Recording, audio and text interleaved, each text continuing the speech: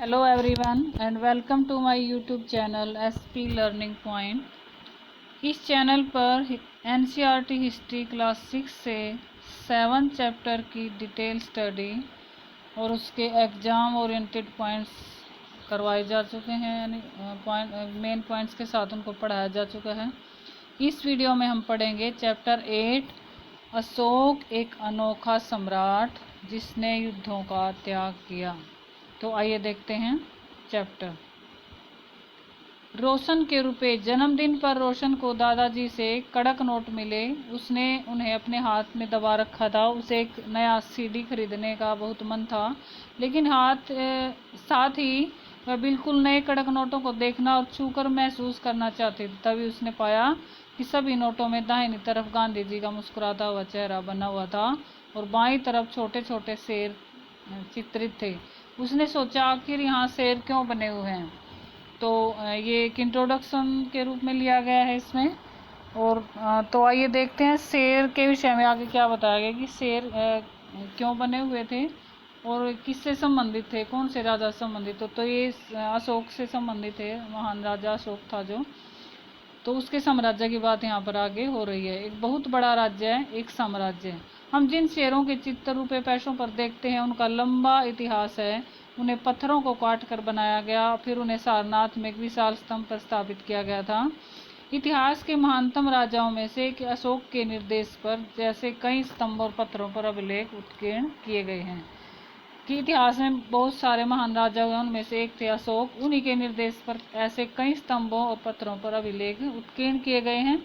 इससे पहले कि हम यह जानें कि इन अभिलेखों में क्या है, यह जानने की कोशिश करें कि उनके राज्य को साम्राज्य क्यों कहा जाता है, कि उनका राज्य था जो उसको साम्राज्य क्यों कहा जाता है। अशोक जिस साम्राज्य पर शासन करते थे उसकी स्थापना उनके दादा चंद्रगुप्त मौर्य ने लगभग 2300 साल पहले की थी। कि जो मौर्य साम्राज्य की स्थापना जिन्होंने की थी वो थे चंद्रगुप्त मौर्य और अशोक उनके पोते थे। कि लगभग 2300 साल पहले चंद्रगुप्त मौर्य ने मौर्य साम्राज्य की स्थापना की थी। चाणक्य या कौटिल्य नाम के एक बुद्धिमान व्यक्ति ने चंद्रगुप्त की सहायता की थी और इस काम में ये साम्राज्य स्थापित करने में जो कौटिल्य या चाणक्य नाम का एक आदमी था, बुद्धिमान व्यक्ति था, उसने चाणक्य की सहायता की थी। चाणक्य के कई विचार हमें अर्थशास्त्र नाम की किताब में मिलते हैं और अर्थशास्त्र एक प्रसिद्ध बुक है जो कि चाणक्य के विचारों से संबंधित है। यानी चाणक्य के सभी विचार किसमें मिलेंगे? अर्थशास्त्र में मिलेंगे। तो ये जो सारा पॉइंट था ये सारा जरूरी था कि अशोक कौन था? चंद्रगुप्त मौर्य का पोता, यानी चंद्रगुप्त मौर्य जो थे जिन्होंने मौर्य साम्राज्य की स्थापना की थी 2300 साल पहले, उनके पोते थे। चाणक्य और कौटिल्य नाम का जो बुद्धिमान व्यक्ति था उसने उसकी चंद्रगुप्त की सहायता की थी और आगे जाकर ये क्या बना था? मौर्य साम्राज्य का प्रधानमंत्री यानी मुख्य जो सलाहकार होता है वो बना था। आगे देखते हैं वंश। किस वंश की बात हो रही है? जब एक ही परिवार कई सदस्य एक के बाद एक राजा बनते हैं तो एक ही वंश का कहा जाता है। वंश किसे कहते हैं? जब एक ही परिवार के कई सदस्य एक के बाद एक राजा बनते जाते हैं तो उन्हें एक वंश का कहा जाता है। मौर्य वंश में 3 महत्वपूर्ण राजा हुए, चंद्रगुप्त, उसका बेटा बिंदुसार और बिंदुसार का पुत्र अशोक। यानी ये जो 3 दिखाए गए हैं ये तीनों चंद्रगुप्त, क्योंकि मौर्य साम्राज्य की स्थापना इन्होंने की थी, उनकी इसकी नींव इन्होंने रखी थी। उससे पहले वहाँ नंद वंश का कि नंद वंश का खात्मा करने के बाद, उसको समाप्त करने के बाद चंद्रगुप्त ने मौर्य साम्राज्य की नींव रखी थी और उसका बेटा बिंदुसार और उसके बाद बिंदुसार का पुत्र हुआ अशोक। और ऐसा कहा जाता है कि जो अशोक महान जो सम्राट था उसने अपने भाई सुसीम की हत्या करने के बाद ये मौर्य साम्राज्य के जो है राजा बने थे, क्योंकि सुसीम इनका बड़ा भाई था और एज पर रूल जो बड़ा बेटा होता है उसी को राजा बनाया जाता था। लेकिन क्योंकि वो अशोक को राजा बनना था तो उन्होंने सुसीम की हत्या की और उसके बाद ये राजा बने। साम्राज्य में बहुत से नगर थे, मानचित्र में दिखाए गए हैं। यानी ये जो मानचित्र दिखाया गया इसमें जो ब्लैक कलर से बिंदु दिखाए गए हैं वो है महत्वपूर्ण नगर। और जो रेड कलर से दिखाए गए हैं वो अभिलेख, जहाँ पर अशोक मिले वो प्राप्ति स्थल यहाँ पर दिखाए गए हैं। इनमें साम्राज्य की राजधानी पाटलिपुत्र, उज्जैन और तक्षशिला जैसे प्रमुख नगर थे। तक्षशिला उत्तर पश्चिम और मध्य एशिया के लिए आने जाने का रास्ता था। दूसरी तरफ उज्जैन उत्तरी भारत से दक्षिणी भारत जाने वाले रास्ते में पड़ता था। शायद नगरों में व्यापारी, सरकारी अधिकारी और शिल्पकार रहा करते थे। साम्राज्य के बहुत बड़े क्षेत्रों में किसानों और पशुपालकों के गांव बसे हुए थे। यानी जो साम्राज्य के बड़े बड़े क्षेत्र पाए जाते थे वहाँ पर किसान और जो पशुओं को पालने वाले पशुपालक होते थे उन्हीं के गांव वहाँ पर बसे होते थे। मध्य भारत जैसे इलाकों में ज़्यादातर हिस्सा जंगलों से भरा हुआ था और वहाँ पर लोग फल फूल का संग्रहण और जानवरों का शिकार करके जीविका चलाते थे। फल फूल का संग्रह कर लेते थे खाने के लिए और क्या करते थे, जानवरों का शिकार करके उससे जीविका चलाते थे। साम्राज्य के अलग अलग इलाकों में लोग भिन्न भिन्न भाषाएं बोलते थे। यानी जो अशोक का साम्राज्य था वो उसके बारे में बताया गया ही। वे लोग शायद अलग अलग प्रकार का भोजन करते थे और यहाँ तक कि अलग अलग किस्म की पोशाक भी पहनते थे। यानी कि ऐसा नहीं है कि पूरे साम्राज्य में एक से नियम चलते थे, सामाजिक नियम भी अलग अलग थे। लोगों का रहन सहन, उनको पहनने का जो रंग ढंग था वो अलग था। उनका जो भोजन खाना वगैरह था वो भी सबका अलग अलग था। यानी दिशा के हिसाब से हर दिशा के लोगों का अलग अलग पहनावा, अलग अलग खान पान होता था। अलग अलग उनका जो व्यापार या जो कार्य करते थे कृषि वगैरह वो सब अलग अलग दिशा के हिसाब से या वहाँ की जलवायु और जलवायु परिवर्तन के हिसाब से अलग अलग होता था। राज्य साम्राज्य से कैसे अलग है ये बताया गया आगे। चूंकि साम्राज्य राज्यों से बड़े होते हैं और उनकी रक्षा के लिए बड़ी सेनाओं की जरूरत होती है, इसलिए सम्राटों को राजाओं की तुलना में ज़्यादा संसाधनों की जरूरत होती है। तो साम्राज्य राज्य से कैसे भी नहीं बताया गया कि साम्राज्य जो है राज्यों से बड़े होते हैं, क्योंकि साम्राज्य की रक्षा के लिए बड़ी जो सेनाएं हैं उनकी ज़रूरत होती है। कि जितना बड़ा साम्राज्य होगा उतनी बड़ी उसकी रक्षा के लिए सेना की ज़रूरत होगी। इसलिए सम्राटों को राजाओं की तुलना में ज़्यादा संसाधनों की ज़रूरत पड़ती थी। दूसरा, इसी कारण उन्हें बड़ी संख्या में कर इकट्ठा करने वाले अधिकारियों की ज़रूरत होती थी, क्योंकि बड़ा साम्राज्य चलाने के लिए ज़्यादा पैसों की, ज़्यादा धन की ज़रूरत होती थी। तो उस कर को इकट्ठा करने के लिए, क्योंकि वो बड़ा हो जाता था एरिया में, तो उस वहाँ से कर इकट्ठा करने के लिए जो राजा था, जो शासक होता था, उसको अधिकारियों की ज़रूरत भी पड़ती थी। आगे देखते हैं साम्राज्य का प्रशासन। चूंकि मौर्य साम्राज्य बहुत बड़ा था इसलिए अलग अलग हिस्सों पर अलग अलग ढंग से शासन किया जाता था। पाटलिपुत्र और उसके आसपास के इलाकों पर सम्राट का सीधा नियंत्रण होता था। यानी पाटलिपुत्र क्योंकि राजधानी थी और वहाँ का जो नियंत्रण था वो सीधा सम्राट के हाथों में होता था। इसका मतलब यह हुआ कि इस इलाके के गांव और शहरों के किसानों, पशुपालकों, शिल्पकारों, व्यापारों से कर इकट्ठा करने के लिए राजा अधिकारियों की नियुक्ति करता था। तो जो पाटलिपुत्र है वहाँ का जो कर था, वहाँ से कर इकट्ठा करने के लिए राजा किसकी नियुक्ति करता था? अधिकारियों की नियुक्ति करता था। जो राजा के आदेशों का उल्लंघन करते थे अधिकारी उनको सजा भी देते थे। यानी जो कर नहीं देता था उनको उसकी सजा भुगतनी पड़ती थी। संदेश वाहक एक जगह से दूसरी जगह घूमते रहते थे और राजा के जासूस अधिकारियों के कार्यकलाप पर नजर रखते थे। इन सब के ऊपर सम्राट था, जो राज परिवार और वरिष्ठ मंत्रियों की सहायता से सब पर नियंत्रण रखता था। यानी सम्राट जो अधिकारी होते थे उनके द्वारा चयनित, उन के ऊपर कौन नजर रखता था? सम्राट नजर रखता था। आगे है, मौर्य साम्राज्य के भीतर कई छोटे गांव या प्रांत होते थे। इन पर तक्षशिला या उज्जैन जैसी प्रांतीय राजधानियों से शासन किया जाता था। ये थी प्रांतीय राजधानियां, उज्जैन और तक्षशिला।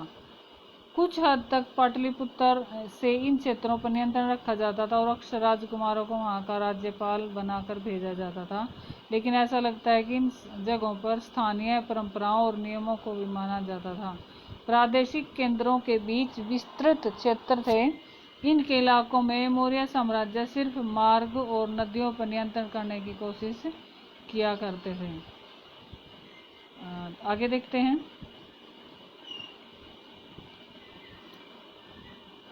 आवागमन के लिए महत्वपूर्ण थे, यानी प्रादेशिक केंद्रों के बीच जो विस्तृत क्षेत्र थे, इनके इलाकों में मौर्य शासक सिर्फ मार्ग और नदियों पर नियंत्रण रखने की कोशिश करते थे जो आवागमन के लिए महत्वपूर्ण थे, यानी आने जाने के लिए शासक को उनकी जरूरत पड़ती थी, इसलिए उन पर नियंत्रण रखा जाता था।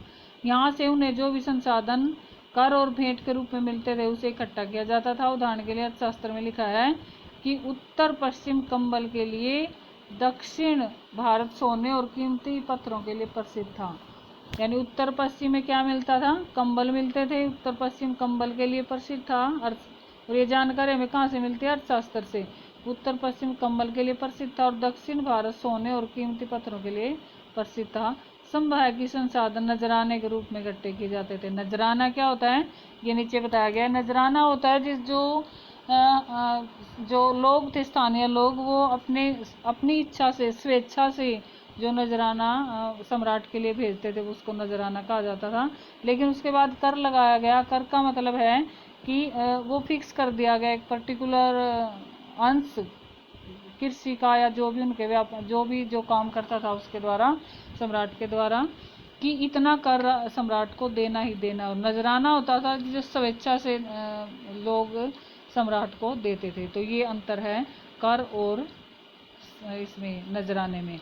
जहाँ कर नियमित ढंग से इकट्ठे किए जाते थे वहीं नजराना अनियमित रूप से जब भी संभव हो दे सकते थे, इकट्ठा किया जाता था। ऐसे नजराने विविध पदार्थों के रूप में प्राय ऐसे लोगों के लिए जाते थे जो स्वेच्छा से इसे देते थे। यानी वही बात बताई गई है कि जो नजराना होता था वो स्वेच्छा से दिया जाता था, अपनी पसंद की चीज़ों का दिया जाता था, यानी जिसको लोग पसंद करते थे कि ये चीज़ हमें नजराने के रूप में सम्राट को देनी चाहिए। लेकिन कर को नियमित ढंग से कुछ नियम होते थे, ऐसे उनको इकट्ठा किया जाता था और राजा को दिया जाता था। आगे देखते हैं राजधानी में सम्राट। मेगास्थनीज चंद्रगुप्त के दरबार में पश्चिम एशिया के यूनानी राजा सेल्यूकस निकेटर का राजदूत था। मेगास्थनीज ने जो भी देखा उसका उन्होंने लिखा। यानी मेगास्थनीज जो थे चंद्रगुप्त के दरबार में आए थे, जो पश्चिम एशिया के यूनानी राजा सेल्यूकस निकेटर का राजदूत बनकर आया था। उन्होंने जो विवरण इसका लिखा है राजधानी में सम्राट का, वो कैसे लिखा है कि सम्राट का जनता के सामने आने के अवसरों पर शोभा यात्रा के रूप जश्न मनाया जाता था। जैसे ही सम्राट विशिष्ट जो अवसर होते थे उन पर आते थे तो शोभा यात्रा के रूप में उनको जश्न मनाया जाता है और उन्हें सोने की पालकी में ले लाया जाता है। उनके अंगरक्षक सोने और चांदी से अलंकृत हाथियों पर सवार रहते हैं और कुछ अंगरक्षक पेड़ों को लेकर चलते हैं। इन पेड़ों पर प्रशिक्षित तोतों का एक झुंड रहता था जो कि सिर के चारों तरफ चक्कर लगाता रहता है। राजा सामान्यतः हथियारबंद महिलाओं से घिरे होते हैं। वे हमेशा खास नौकर इस बात से डर रहते हैं कि कहीं उनकी कोई हत्या करने की कोशिश ना करें। उनको खाना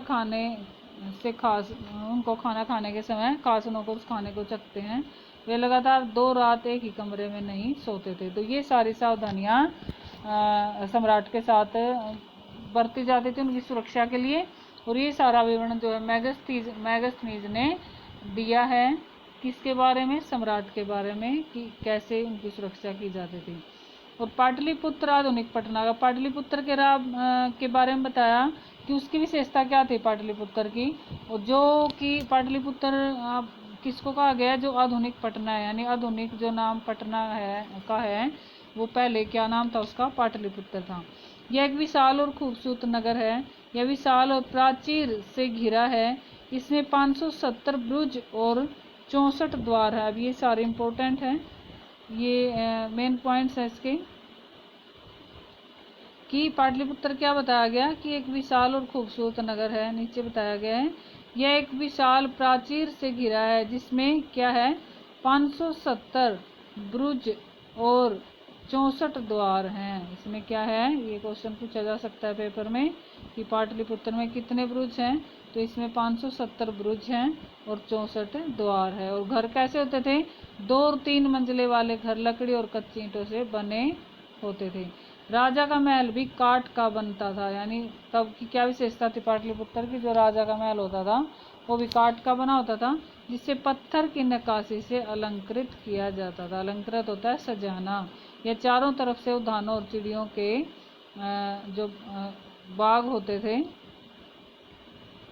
चिड़ियों के लिए बने बसेरों से घिरा है। ये चारों तरफ जो बाग और उद्यान हो गया, यानी पेड़, ये सारी चीज़ें वहाँ पर हरियाली जैसी उसके चारों तरफ होती थी। तो एक तो ये बताया गया कि पाटलिपुत्र मोहनजोदड़ो से कैसे भिन्न था। तो पाटलिपुत्र की क्या विशेषता बताई कि चारों तरफ से बुर्ज और 64 द्वार थे, उसमें 570 बुर्ज से घिरा हुआ था। 2 या 3 मंजिले वाले घर होते थे, जबकि मोहनजोदड़ो में जो घर होते थे वो किसके होते थे, वो होते थे 1 या 2 मंजिली, यानी 2 मंजिल तक वहाँ होते थे, लेकिन पाटलिपुत्र में 3 मंजिल तक घर होते थे। दूसरी क्या भिन्नता है कि लकड़ी और कच्ची ईंटों से बनते थे, यानी जो पाटलिपुत्र के जो घर थे वो लकड़ी और कच्ची ईंटों से बनते थे, लेकिन जो मोहनजोदड़ो के घरों की बात की जाए तो जो मोहनजोदड़ो के घर हैं वो केवल ईंटों से बनते थे, यानी ईंटों से पक्के मकान वहाँ पर बनाए जाते थे। तो ये अलगाव है दोनों में, ये भिन्नता है कि पाटलिपुत्र के जो मकान थे वो काठ और कच्ची ईंटों से बनते थे और लकड़ी के बनते थे, और मोहनजोदड़ो के जो मकान थे वो ईंटों से बनते थे, पक्के मकान बनाए जाते थे। आगे देखते हैं। और अंत में जंगल वाले इलाके आते थे, वहाँ रहने वाले लोग काफ़ी हद तक स्वतंत्र थे, आज़ाद थे। उन्हें उम्मीद की जाती थी कि मौर्य पदाधिकारियों को हाथी, लकड़ी, मधु और मोम जैसी चीज़ लाकर दे, तो ये उनसे अपेक्षा की जाती थी।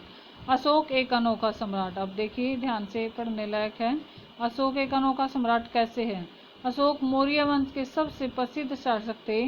वह ऐसे पहले शासक थे जिन्होंने अभिलेखों द्वारा जनता तक अपने संदेशों को पहुंचाने की कोशिश की, यानी आम जनता तक अपनी संदेशों को कैसे पहुंचाया उन्होंने, अभिलेखों के द्वारा। अशोक के ज़्यादातर जो अभिलेख है प्राकृत भाषा और ब्राह्मी लिपि में है। अगर ये क्वेश्चन आ जाता है पेपर में कि अशोक के जो अभिलेख थे वो किस लिपि में थे, तो उनके अधिकतर जो अभिलेख थे वो ब्राह्मी लिपि में थे। अगर ऑप्शन दोनों में आ जाता है प्राकृतिक भाषा और ब्राह्मी लिपि में, तो फिर लिखेंगे कि अशोक के ज़्यादातर अभिलेख प्राकृत भाषा और ब्राह्मी लिपि में थे। और अगर ऑप्शन में ब्राह्मी लिपि आता है तो ब्राह्मी लिपि को ही टिक किया जाएगा। आगे देखते हैं। कलिंग युद्ध का वर्णन करते हुए अशोक का एक अभिलेख। अशोक एक अभिलेख में अपने एक अभिलेख में अशोक ने कहा कि राजा बनने के 8 साल बाद मैंने कलिंग विजय की, यानी जब वो राजा बने तो उसके 8 साल बाद उन्होंने कलिंग विजय करने की सोची। कलिंग जो है एक उड़ीसा का एक राज्य है।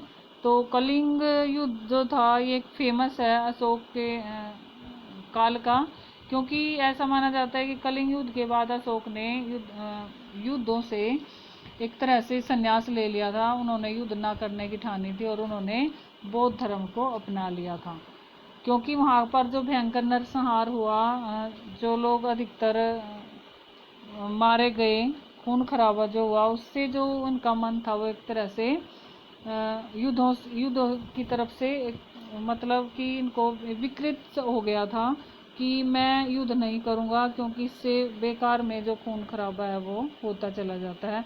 तो उन्होंने युद्धों से संन्यास ले लिया था कलिंग युद्ध के बाद। तो इस अभिलेख में क्या वर्णन करते हैं वो कि अपने एक अभिलेख में अशोक ने बात कही कि राजा बनने के बाद 8 साल बाद मैंने कलिंग विजय की। लगभग 1.5 लाख लोग बंदी बनाए गए, इसमें 1 लाख से ज़्यादा लोग मारे गए। इससे मुझे अपार दुख हुआ। क्यों? जब किसी स्वतंत्र देश को जीता जाता है तो लाखों लोग मारे जाते हैं। वो कहते हैं कि जब हम कहीं पर युद्ध करते हैं किसी देश को जीतने के लिए तो लाखों लोग मारे जाते हैं, और बहुत सारे उनमें क्या होते हैं, बहुत सारे बंदी बनाए जाते हैं।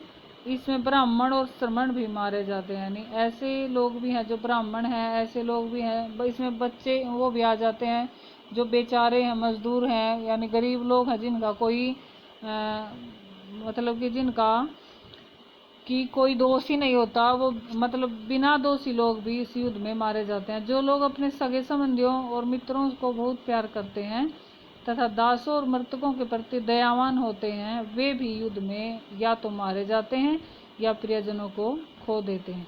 इसलिए मुझे पश्चाताप हो रहा है कि जब मैंने धर्म पालन करने और दूसरों को शिक्षा देने का निश्चय किया है। वो कहता है कि इस युद्ध से मैं युद्धों की तरफ से विकृत हो गया हूँ, तरफ से मेरा मन उदास हो गया है युद्धों की तरफ से, और मैंने युद्ध ना करने की ठानी है, और मैं बौद्ध धर्म का अनुयायी हो गया हूँ, और अपने धर्म पालन करने पर दूसरों को इसकी शिक्षा देने का मैंने निश्चय किया है। मैं मानता हूँ कि धर्म के माध्यम से लोगों का दिल जीतना बलपूर्वक विजय पाने जैसा से ज़्यादा अच्छा है।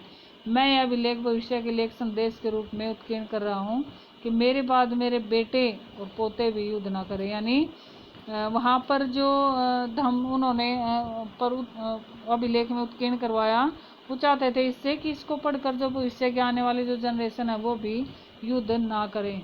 इसके बदले उन्हें यह सोचना चाहिए कि धर्म को कैसे बढ़ाया जाए, यानी अपने धर्म को बढ़ाने की उनको सोचना चाहिए, युद्ध की ना सोचकर। कलिंग की लड़ाई से युद्ध को लेकर अशोक के विचारों में कैसे परिवर्तन हुआ, ये क्वेश्चन पूछा गया है। और धम्म जो संस्कृत शब्द धर्म का प्राकृत रूप है, यानी धम्म का क्या अर्थ है, धर्म। अशोक का कलिंग युद्ध। कलिंग जो तटवर्ती उड़ीसा का प्राचीन नाम है, ये मैं बता चुकी हूँ पहले भी, ये इम्पोर्टेंट है, ये पूछा जा सकता है पेपर में कि कलिंग जो है कहाँ पर है। तो ये प्राचीन उड़ीसा, तटवर्ती उड़ीसा का प्राचीन नाम है। अशोक ने कलिंग को जीतने के लिए एक युद्ध लड़ा, लेकिन युद्ध में हुए हिंसा और खून खराबे को देखकर उन्हें युद्ध से वितृष्णा हो गई।